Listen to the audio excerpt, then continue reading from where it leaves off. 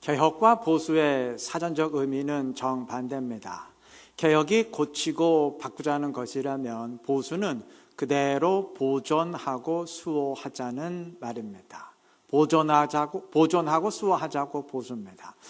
당연히 개혁은 진보적인 의미를 풍기게 되고 보수는 좀 수구적인 의미로 다가오게 됩니다. 그런데 세상이 이 말을 어떻게 사용하건 신앙의 영역에서는 개혁과 보수가 같은 말이어야 됩니다.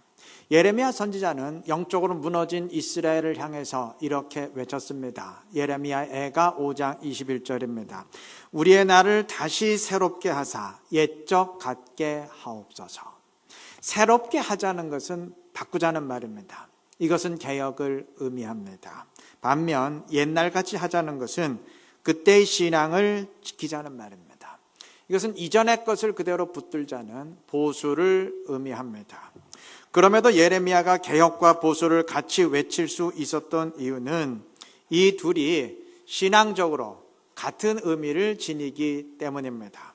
예레미야가 예전으로 돌아가자고 했다면 그 이유는 오래된 유산이기에 그것을 소중히 여기자는 말이 아니에요. 말씀을 지키자는 말입니다. 말씀을 철저히 순종했던 그때의 신앙으로, 믿음의 선배들의 신앙으로 돌아가자는 말입니다. 초점은 말씀에 있습니다. 그가 지금 이대로는 안 된다, 새롭게 하자 계획을 외쳤다면 그 의미 역시 마찬가지예요. 말씀을 붙들자는 말입니다. 지금의 현실이 말씀에 어긋났으니 말씀대로 고치자는 말입니다. 그러니 결국 바꿔야 된다는 말이나 이전으로 돌아가야 한다는 말이나 같은 말입니다. 말씀을 순종하는 말씀의 신앙을 지니자는 의미입니다. 우리 역시 그러해야 됩니다. 그리스도인들에게 개혁과 보수는 같은 말이어야 됩니다. 지금의 현실이 말씀을 올바로 순종하고 있는 현실이라면 그리스도인들은 반드시 보수를 주장해야 됩니다. 말씀을 순종하는 오늘의 현실을 흔들림 없이 계속 이어가야 됩니다. 반대로 말씀을 무시하고 말씀을 이탈한 상황이라면 모두 개혁주의자가 되어야 됩니다. 말씀에 어긋난 현실을 청산하고 말씀을 철저히 붙드는 새로운 질서를 세워야 됩니다. 오늘 에스라서의 한 부분을 본문으로 읽었습니다. BC 586년 유대는 바벨론에 의해 멸망당하고 많은 사람들이 포로로 끌려가게 되었는데 그 바벨론 제국이 페르시아의 고레스 왕에게 정복당함으로 유대의 주인이 바뀌게 되었어요. 이렇게 바벨론을 정복한 고레스 왕은 포로국 백성들에게 고국으로 돌아갈 수 있는 자유를 선포했고 그로 인해서 약 4만 2천여 명의 유대인들이 1차로 유대로 귀환하게 되었습니다. 이들이 고국으로 돌아왔을 때 이들의 눈에 비친 유대의 영적 현실은 암담하다 못해 참담했어요.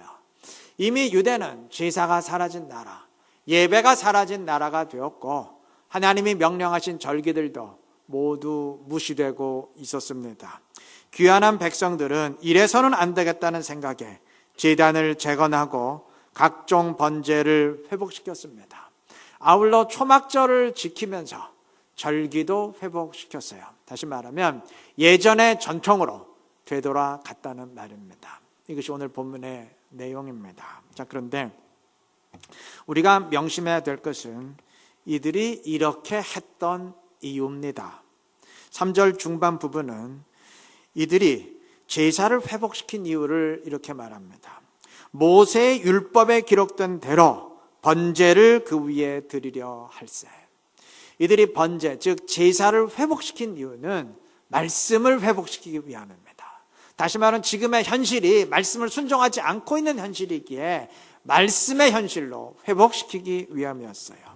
아울러 다음 4절은 이렇게 말합니다. 기록된 규례대로 초막절을 지켜. 초막절을 비롯한 절기를 회복시킨 이유가 기록된 규례대로 따르기 위함이라고 말하는데 여러분 기록된 규례가 뭔가요? 역시 말씀이 명령하신 규정들이죠. 이들이 절기를 회복시킨 이유도 말씀을 회복시키기 위함이었습니다. 그러니 이들의 신앙을 지금 이대로는 안 된다는 개혁신앙으로 정의하건 아니면 제사와 절기를 지켰던 예전의 전통으로 돌아가자는 보수 신앙으로 정의하건 상관없이 이들의 신앙은 말씀을 철저히 붙들려는 말씀의 신앙, 말씀 중심의 신앙이었습니다. 여러분, 성경은 이들이 제사와 절기를 지킴으로 오랜 전통을 회복시켰다고 말하지 않아요. 그 대신 말씀을 철저히 순종했다고 말합니다. 이들이 오랜 전통으로 돌아갔다면 그 이유는 말씀을 지키기 위함이지 오래된 것을 소중히 여기기 위함이 아닙니다. 만약 이전의 전통이 말씀을 무시하는 전통이었다면 이들은 절대 예전으로 돌아가선 안 된다, 예전의 전통으로 돌아가선 안 된다고 극렬히 반대했을 겁니다. 초점이 말씀에 있느냐 전통에 있느냐, 이 차이는 굉장히 중요합니다. 여러분, 우리 교회가 속한 교단을 흔히 이제 보수교단이라고 부릅니다. 보수교단이라 그런지 보수신앙을 지녀야 된다고 늘 강조합니다. 예, 맞아요.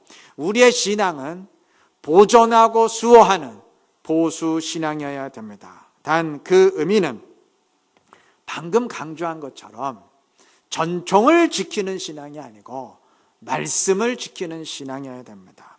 이전의 것을 지키고 수호한다면 그 이유는 전통을 지키기 위함이 아니고 말씀을 수호하기 위함입니다. 그래서 보수신앙을 다른 말로 하면 말씀 중심의 신앙이어야 됩니다. 그러한 의미에서라면 저는 모든 그리스도인들이 반드시 보수신앙 지녀야 된다고 믿습니다. 당연히 그래야 됩니다. 그런데 왕왕 보수신앙의 보수라는 말을 세상에서 흔히 말하는 개념으로 생각해서 그 이전의 것을 지킨다는 의미로 이해하는 사람들이 있어요. 그렇게 된다면 보수신앙은 단지 이전의 것을 소중히 여기는 전통 중심의 신앙 또는 재래식 신앙이 되어버리는데, 여러분, 우리는 말씀을 수호하는 사람들이지 전통을 수호하는 사람들은 아닙니다. 우리가 만약 반대한다면 말씀에 어긋나는 것을 반대하는 사람들이지 새로운 것을 반대하는 사람들은 아닙니다. 그러하게 진정한 보수신앙을 지닌 사람들은 제사와 절기를 넘어서고 필요하면 성전도 넘어섭니다. 그들이 붙든 것은 전통이 아니고 말씀이기 때문에 말씀이 성전을 명하고 말씀이 제사를 명령할 땐 당연히 말씀에 순종해서 성전의 제사를 소중히 여기지만, 그러나 만약 말씀이 성전 제사의 폐지를 명할 때는 당연히 그것을 넘어섭니다. 말씀을 따라가기 때문입니다. 말씀이 강조하면 역시 그것을 강조하고, 말씀이 그것을 폐지시키면 당연히 그것을 폐지시킵니다. 그런데 전통을 붙은 그 보수신앙의 사람들은 그러하지 못해요. 그 사람들은 성전과 제사를 넘어서지 못합니다. 말씀이 명령해도 제사를 버리지 못하고, 말씀이 명해도 성전을 놓지를 못합니다. 그러면서 그것을 계속 지키고 수호하는 것을 보수신앙이라고 생각합니다. 말씀을 보수하는 보수신앙이 아니고 전통을 보수하자는 보수신앙이 되었기 때문입니다. 여러분, 그러한 일그러진 보수신앙이 예수님을 죽였습니다. 예수님 당시 종교 지도자들과 유대인들은 예수님이 성전과 제사를 못 오겠다는 이유로 예수님을 죽였습니다.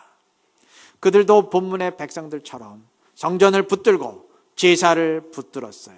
똑같았어요. 그런데 성격이 달랐기 때문입니다. 말씀을 소중히 여기고 말씀을 지키려는 보수신앙이 아니고 이전 것을 소중히 여기고 이전 것을 지키려는 보수신앙 지녔기 때문입니다.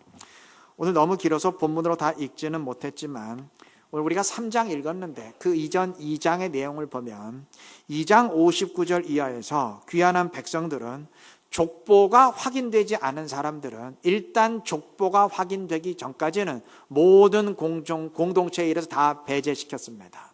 그들이 이방인과 혼합되었을 가능성을 배제할 수 없기 때문에 순수한 혈통을 지켜야 된다는 의미에서 그러한 조치를 취한 겁니다. 그리고 그들이 그렇게 혈통을 중요시한 이유는 하나님이 가나안의 이방 족속들과 절대 혼합되지 말고 그들 다 내쫓으라고 엄히 명령하셨던 이유와 같아요. 이방의 우상 문화에 오염되지 아니하고 신앙의 순수성을 반드시 지키겠다는 의지였습니다. 아름다운 일이죠. 하나님은 이들의 이러한 모습을 정말 기뻐하셨습니다. 그런데 여러분, 우리가 한 가지 분명히 기억해야 될 사실이 있어요. 이것은 분명히 아름다운 일이었습니다. 이렇게 순수한 혈통을 지킴으로 신앙의 순수성을 지키겠다는 의지는 정말 하나님 앞에 아름다운 일이었습니다. 그런데 이러한 한 시대의 아름다운 일이 그 후세대에는 무서운 이단이 되었다는 사실을 반드시 명심해야 됩니다. 바울 당시 유대인의 혈통을 강조하는 사람들 때문에, 복음이 가로막히게 됐고 교회가 영적으로 이단에 빠졌습니다. 갈라디아 교회가 그러했고, 그래서 갈라디아서가 기록되었어요. 갈라디아서가 쓰여진 이유가 바로 그 문제 해결하기 위해 기록된 것입니다. 그들이 왜곡된 보수신앙이었기 때문입니다. 여러분, 말씀을 순종하기 위해서 혈통을 붙드는 사람은 말씀이 혈통을 강조할 땐 당연히 혈통을 붙들지만, 말씀이 혈통의 전통을 폐지시킬 땐 말씀에 따라서 당연히 혈통을 넘어섭니다. 혈통을 폐지시킵니다. 말씀을 따라가기 때문에 그렇습니다. 반면 전통을 붙드는 보수신앙 지닌 사람들은 말씀이 혈통의 전통을 강조할 때 문제가 없어요. 전통도 혈통을 중요시하고 말씀도 혈통을 강조하니까 둘이 같아요. 문제가 없어요. 그런데 문제는 말씀이 혈통의 전통을 폐지할 때입니다. 그때 혈통을 넘어서지 못해요. 말씀을 무시하면서까지 혈통의 전통을 붙들려고 합니다. 이미 말씀드린 것처럼 왜곡된 보수신앙 지녔기 때문입니다. 여러분, 우리가 속한 교단이 보수교단이라고 말하는데, 오늘 이상하게 기독교 보수교단이라 그러면 왠지 어감이 좀 이상해졌어요. 오늘 우리 사회에서 기독교 보수단체 그러면 그 말 절대로 좋은 의미로 사용되지 않습니다. 굉장히 이상한 의미로 사용될 때가 많아요. 물론 사회의 시선이 우리의 기준은 아닙니다. 말씀이 우리의 기준이죠. 그런데 우리 스스로를 돌아봐도 좀 이상하게 됐어요. 보수는 보수 맞는데 과연 무엇을 보존하고 수호하자는 것인지, 진정 말씀을 보수하자는 것인지, 아니면 이전의 것을, 아니면 이대로 해오던 것을 보수하자는 것인지 좀 혼동될 때가 많습니다. 개혁을 외치는 사람도 마찬가지예요. 그리스도인의 신앙은 끊임없이 개혁되어야 됩니다. 교회는 끊임없이 개혁되어야 됩니다. 100% 맞는 말이에요. 그런데 그 개혁의 목적이 과연 무엇인지 사뭇 의아할 때가 많아요. 여러분, 우리 신앙이 보수신앙이라면 그것은 말씀을 지키고 보수하는 신앙이어야 하고, 개혁을 외친다면 그건 반드시 말씀대로 돌아가자는, 말씀대로 고치자는 개혁이어야 됩니다. 그러면 문제가 없어요. 그러면 개혁을 외치건 보수를 주장하건 둘 다 신실하고 둘 다 경건합니다. 문제는 말씀의 신앙이 되지 못할 때예요. 말씀 중심의 신앙이 되지 못하면 개혁이건 보수건 둘 다 문제가 됩니다. 개혁은 그저 날뛰는 것이 되어버리고, 보수는 시대착오적인 수구가 되어버립니다.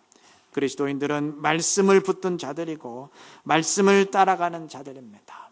주님을 붙들었기에 주님의 말씀을 붙드는 자들이고, 주님을 따라가기에 주님의 말씀을 따라가는 자들입니다. 우리 모두 신실한 말씀의 신앙을 지니시기를 바랍니다. 그래서 주님을 따르고 그의 말씀을 함께 이루어갈 수 있는 지혜롭고 신실한 우리 모두가 되시기를 바랍니다. 본문을 통해서 유대로 귀환한 백성들의 모습을 보게 되는데, 고국으로 돌아오진 못했지만 다니엘은 이 날을 바라보면서 전심으로 기도했습니다. 다니엘서 9장 2절과 3절에 의하면 다니엘은 하나님이 예레미야에게 주셨던 약속의 말씀, 즉 유대의 황폐함이 70년 만에 끝나리라는, 바벨론의 그 강성함이 70년 만에 그치리라는 약속의 말씀이 이루어질 때가 가까웠음을 알고, 연수를 세보니까 가까워졌음을 알게 됐겠죠. 전심으로 기도했음을 증언합니다.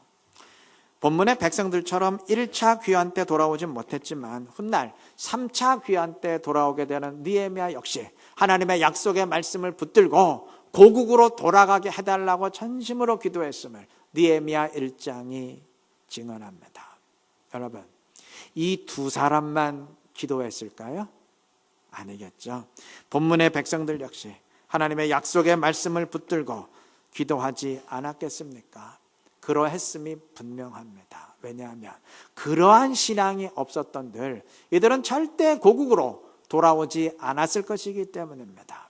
여러분, 우리 흔히 생각하기를 이들이 포로로 끌려가서 이방 생활하다가 고국으로 돌아가게 돼 있으니까 아마 서로 가려고 했을 것이다 생각하기 쉽지만 아니요. 현실은 그 반대입니다.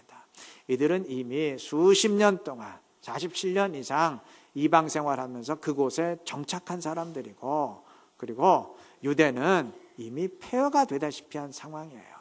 그곳으로 돌아간다고 한들 유복한 삶이 보장되는 게 아니고 현실은 그 반대입니다. 모든 것을 새롭게 다시 시작하고 개척해 가야 되는 상황이에요. 한마디로 말해서 모든 게 다 불안정하고 불확실한 상황입니다.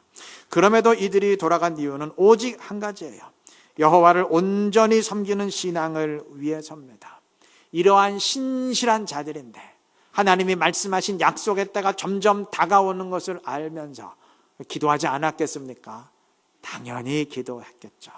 이들은 기도했고 드디어 약속의 말씀이 이루어지는 날이 되었을 때 현재의 삶의 터전을 버리면서 그리고 불확실한 미래와 맞닥뜨리는 것을 기꺼이 감수하면서 고국으로 돌아갔고, 그럼으로써 하나님의 약속의 말씀을 이루는 당사자들이 되었어요.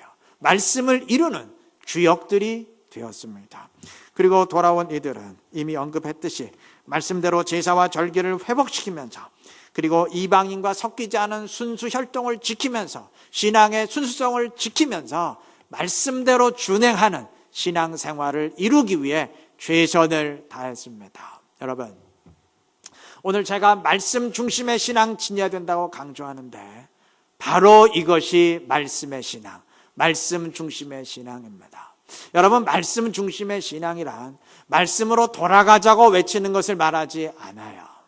말씀 강조한다고 그거 말씀의 신앙 아닙니다. 말씀을 더 명확히 이해하기 위해서 더 깊이 토론하고 따진다고 말씀의 신앙 아닙니다.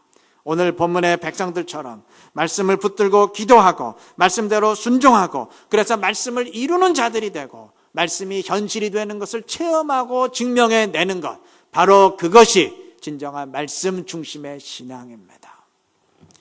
여러분, 당연한 거 아니겠습니까? 예를 들어 봅시다. 기도 중심의 신앙, 그럼 어떤 신앙이겠어요? 기도 중심의 신앙이란 기도하는 신앙이지, 기도에 집중하는 신앙이지, 기도에 관해서 따지고 말만 하는 신앙이겠습니까? 또 선교 중심의 신앙, 그러면 직접적으로든 간접적으로든 선교에 함께 동참하는 신앙이 그게 선교의 신앙이고 선교 중심의 신앙이지, 선교는 하지 않으면서 선교에 관해서 따지고 토론만 하는 신앙이 그게 선교 중심의 신앙이겠습니까? 아니겠죠. 말씀 중심의 신앙도 역시 마찬가지 아니겠습니까? 말씀은 순종하라고 주신 것인데 어차피 순종하지 않을 거라면 10%를 알건 조금 더 깊이 따져서 20%를 알건 전문적인 신학 공부를 통해서 30%를 알건 그 무슨 차이가 있겠어요? 전혀 의미 없는 일이죠. 우리에게 순종의 믿음이 있어야 됩니다. 오직 그것만이, 말씀대로 순종하는 신앙만이 진정한 말씀 중심의 신앙입니다. 말씀을 외치기만 하는 신앙은 그건 말씀을 이탈한 신앙이에요. 우리 모두 부디 말씀을 외치기만 하는, 말씀을 강조하기만 하는, 말씀에서 어긋난 신앙이 아니고 말씀대로 순종하는 진정한 말씀의 신앙을 소유함으로써 하나님을 기쁘게 할 수 있는 지혜로운 우리 모두가 되시기를 바랍니다. 말을 맺겠습니다. 오늘 말씀을 순종하는 말씀 중심의 신앙 지녀야 된다고 강조했는데 우리가 순종해야 될 말씀은 참 많지요. 그리고 그 모든 말씀이 다 중요합니다. 하나님의 말씀인데 그 중요하지 않은 말씀이 어디 있겠어요? 다 중요합니다. 그럼에도 신앙생활의 핵심이 되는 가장 우선적인 순종이 있습니다. 오늘 본문이 증언합니다. 여러분, 고국으로 돌아온 유대인들이 지금 모든 게 다 무너진 상황이거든요. 이 상황에서 가장 우선적으로 회복시킨 것이 무엇입니까? 오늘 본문 읽었죠? 제사죠. 즉 예배입니다. 오늘 본문엔 제단과 번제라는 말이 합해서 무려 8번이나 나와요. 이들은 먼저 제단을 재건하고 그리고 번제, 즉 제사를 회복시켰습니다. 이들이 절기를 회복시킨 이유도 역시 마찬가지예요. 본문 4절과 5절은 절기의 회복을 언급하면서 그 목적이 제사에 있었음을 분명히 밝힙니다. 4절은 기록된 규례대로 초막절을 지켜 그랬어요. 초막절을 지킨 이유가 뭐냐? 번제를 매일 정수대로 드렸다 그랬어요. 번제를 회복시키기 위함입니다. 5절 역시 중반 부분에서 모든 거룩한 절기에 번제를 드렸다 그랬어요. 초점은 번제, 즉 제사의 예배에 있었습니다. 이들은 말씀을 순종하기 위해 몸부림치면서 가장 우선적으로 그리고 가장 중점적으로 제사에 집중했습니다. 그것이 신앙의 핵심이기 때문입니다. 오늘 다 읽지는 못했지만 오늘 3장 읽었는데 그 앞에 2장, 에스라 2장은 유대로 돌아온 1차 귀향민 42,360명의 사람들을 집안별로 언급했어요. 4만 명이 넘는 사람들을 일일이 다 언급할 수는 없죠. 그래서 대표되는 집안만 언급을 했는데 가장 많이 돌아온 사람들이 제사장들이었습니다. 2장 36절부터 39절에 의하면 제사장들이 네 집안별로 돌아왔는데 그들의 수를 다 합치면 무려 4,340명이에요. 전체 귀향민 인구의 10분의 1이 넘는 엄청난 숫자입니다. 근데 우리가 명심할 게 있어요. 에스라서 1장 5절에 의하면 이렇게 유대로 돌아온 사람들이 물론 헌신된 신앙으로 돌아온 것이지만 그 이면에는 하나님의 감동하심이 있었다 그랬어요. 하나님이 너는 돌아가라 감동하셨다는 말이야. 자, 그럼 우리가 이렇게 생각할 수 있죠. 하나님이 유대인들을 감동시켜서 지금 고국으로 돌아가게 하시는데 가장 많이 돌아가게 하신 사람들이 제사장들이에요. 무려 4,000명 이상의 제사장들을 영적으로 감동시켜서 돌아가게 하셨습니다. 엄청난 숫자죠. 왜 그러셨을까요? 2장의 기록에 의하면 돌아온 레위 사람들은 다 합해야 340명 정도밖에 되지 않아요. 그런데 왜 제사장들은 그것의 10배가 넘도록 돌아가게 하셨을까요? 우선적으로 제사장이 필요하다는 의미죠. 유대가 회복되려면 우선적으로 제사장들이 있어야 된다는 의미죠. 그러면 여러분 제사장이 하는 일은 딱 한 가지입니다. 뭐죠? 제사, 예배를 인도하고 책임지고 주관하는 일이에요. 주님은 이것을 통해서 우리에게 영적인 메시지를 전달해 주십니다. 유대의 모든 것이 다 무너졌어요. 회복되어야 됩니다. 그런데 유대가 회복되려면 우선적으로 제사가 회복되어야 한다는 의미예요. 말씀이 무너졌는데 말씀이 회복되려면 우선 예배가 회복이 되어야 한다는 의미입니다. 모든 것이 다 무너진 상황에서 하나님은 예배부터 세우셨습니다. 신앙생활의 모든 것이 물론 다 중요하지만 예배가 그래도 신앙의 구심점이 되어야 하기 때문입니다. 예배를 통해서 삶과 신앙의 질서가 세워지고 정립되어야 하기 때문입니다. 오늘 우리는 물론 구약처럼 제사를 드리는 사람들은 아니에요. 그러나 제사의 형식을 통해서 예배를 드리건 아니면 오늘 이러한 형식으로 예배를 드리건 예배가 하나님이 원하시는 신앙의 핵심이라는 사실은 그때건 지금이건 동일합니다. 변하지 않아요. 하나님은 우리에게 이것부터 하라 명하시는 것이 있다면 그건 무조건 예배입니다. 지금 우리가 드리는 이 주일 오전 예배가 우리 삶과 신앙의 출발점이자 구심점이 되어야 할 줄로 믿습니다. 주일 예배에 성공하는 사람이 결국 신앙생활에 성공합니다. 온전한 예배를 드리는 사람만이 온전한 신앙생활을 할 수 있고 이건 뒤집어 말해서 사실이에요. 온전한 신앙생활을 하는 사람만이 온전한 예배 드릴 수 있습니다. 주일 예배를 삶의 가장 중요한 일로 여기고 그것을 중심으로 삶과 신앙의 질서를 세워 가시기를 바랍니다. 그래서 말씀대로 예배하고 또한 예배한 대로 살아감으로써 주님과 동행하고 주님의 영광을 높이고 주님의 뜻을 더 크게 이루어갈 수 있는 지혜롭고 신실한 우리 이루는 교회 모든 성도님들 되시기를 그리스도의 이름으로 축원합니다.